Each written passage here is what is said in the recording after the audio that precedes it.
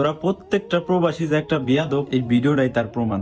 তো আমাদের প্রবাসী ভাই বোনদেরকে অনুরোধ করব তারা যেন এই ধরনের কোনো গুজবে তারা প্রভাবিত না হয়। তারা রেমিটেন্সটা পাঠাবে, তাদের রেমিটেন্সটা অর্থ পাঠানোর যেন ব্যাংকে কোনো সমস্যা না হয়, তার জন্যই কিন্তু আমরা আমাদের ব্যাংকিং এবং যে কমার্শিয়াল যে এরিয়াগুলো আছে এগুলোকে প্রাধান্য দিচ্ছি। তোদের বিয়াদব কেন বলছি জানোস?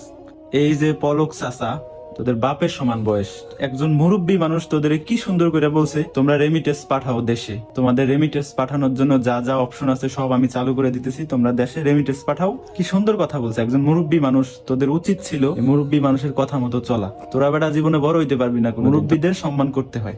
তো এবার মালে আয়, সম্মান কিভাবে করবে আমি শিখাই দেই। টাকা পাঠাইতে বলছে, পাঠাবি। টাকা তোরে ঠিকই আমরা প্রবাসীরা দিব, তোর পুটকি দিয়ে ভরে দিব, পুটকি দিয়ে ভরে দিব তোর টাকা।